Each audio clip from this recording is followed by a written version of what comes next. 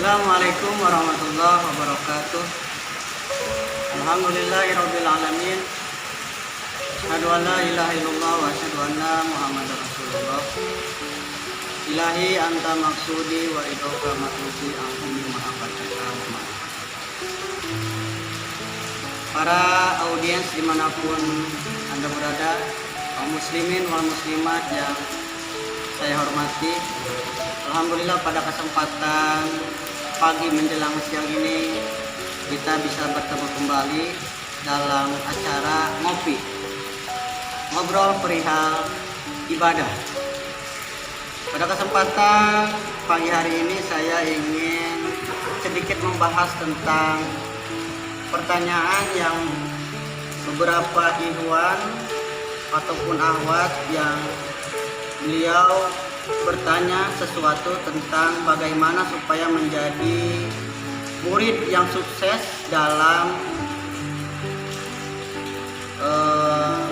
mencari ilmu kepada gurunya, atau dia ingin diakui sebagai murid oleh gurunya.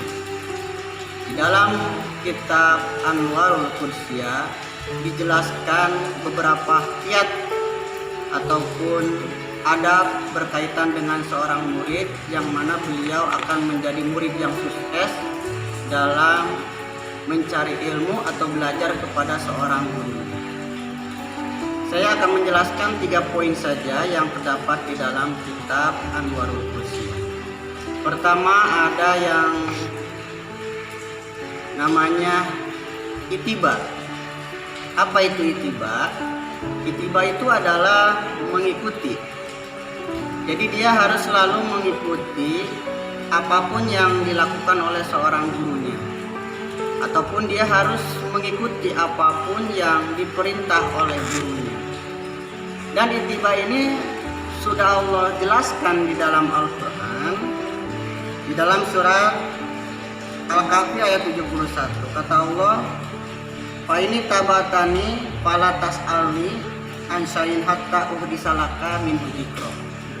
Kata Allah di dalam Al-Quran, "Fa ini tabatani," ini mengisahkan tentang perjalanan Nabi Musa yang belajar kepada Nabi Khidir alaihissalam.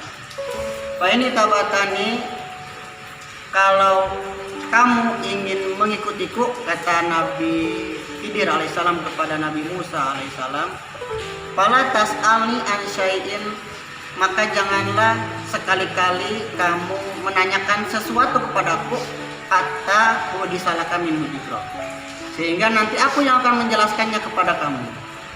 Kemudian dari perjalanan Nabi Musa alaihissalam mengikuti Nabi Khidir alaihissalam, ada beberapa peristiwa yang mungkin bagi kita pun di luar akal normal. Kemudian Nabi Musa alaihissalam tidak bertahan ataupun tidak tahan terhadap ujian-ujian yang diterima Nabi Musa yang dilakukan oleh gurunya Nabi Khidir alaihissalam. Kemudian karena tidak mengikuti perintah Nabi Khidir alaihissalam, Nabi Musa banyak bertanya alias banyak komplain pada waktu itu. Kemudian terputuslah hubungan antara seorang murid dengan gurunya, antara Nabi Musa dengan Nabi Khidir alaihissalam. Akibat apa? Akibat tidak itiba ataupun tidak mengikuti perintah seorang guru kepada muridnya. Nah, ini bisa kita gambarkan bagi barangkali kita memiliki murid, ataupun barangkali kita sedang menjadi murid yang melakukan perjalanan untuk bisa mencapai kesuksesan dari seorang guru, maka harus itiba, harus mengikuti apapun yang menjadi perintah gurunya. Poin yang kedua, kiat supaya kita sukses menjadi murid dalam melakukan perjalanan belajar kepada seorang guru adalah istima'. Apa itu istima'? Istima' itu mendengarkan. Jadi apapun yang diberikan perintah, baik itu berupa untayan mutiara, baik berupa nasihat ataupun yang lainnya, maka dia harus mendengarkan secara zahir dan batin dengan disertai tidak berprasangka buruk kepada gurunya. Itu istima'. Istima' telah Allah dijelaskan di dalam Al-Quran atau contoh teladan istimewa ini sudah dipaparkan di dalam Al-Quran. Di antaranya surat As-Saffat ayat 103. Kata Allah, ya bunaya, inni ara fil manami anni adbahuka fanzur madaro. Ayat ini mengisahkan tentang perjalanan seorang anak kepada ayahnya, sekaligus perjalanan murid kepada gurunya. Siapa?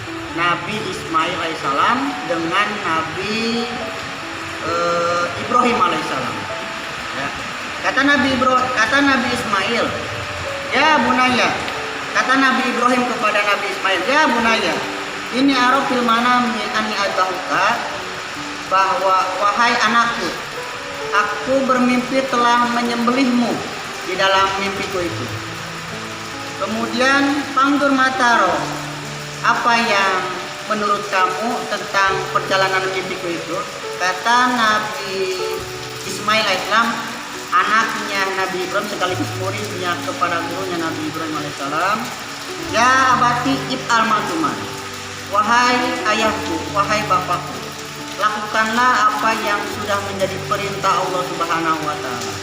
Satajiduni insyaallah minas sabirin. Maka kamu akan mendapatiku sebagai orang-orang yang sabar.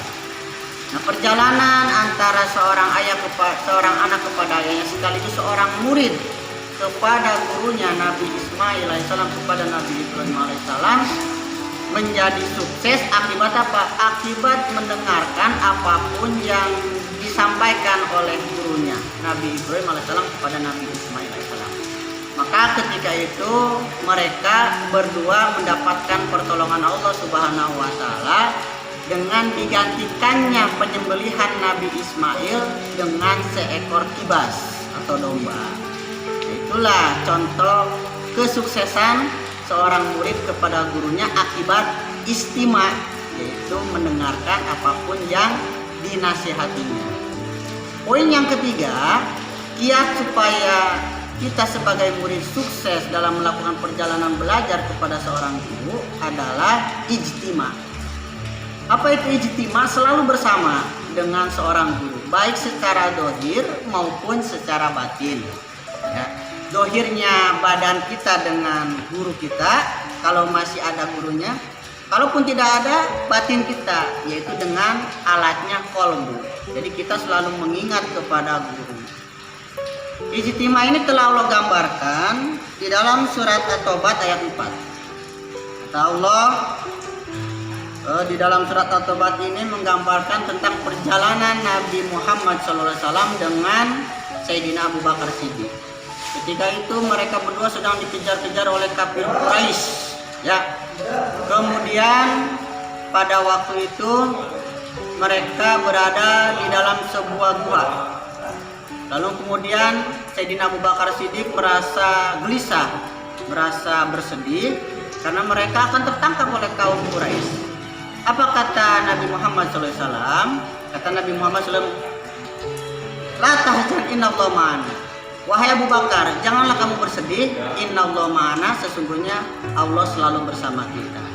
Maka Sayyidina Abu Bakar Siddiq pada waktu itu mendengarkan dan selalu bersama, tidak meninggalkan perintah Nabi Muhammad SAW. Akhirnya mereka berdua selamat daripada rencana pembunuhan kafir Quraisy pada waktu itu.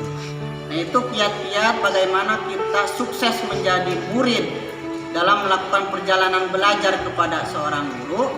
Maka syaratnya 3 tadi. Pertama, harus ittiba, harus mengikuti semua perintah guru tanpa reserve, tanpa adanya penolakan. Yang kedua, harus istima, mendengarkan semua nasihat, mendengarkan semua yang diucapkan atau yang disampaikan oleh guru tanpa adanya prasangka buruk atau suudzon. Yang ketiga adalah ijtima, selalu merasa bersama, mengingat kepada guru. Insya Allah kalau kita bisa melaksanakan 3 poin tadi, maka kita akan menjadi murid yang sukses di dunia juga di akhirat.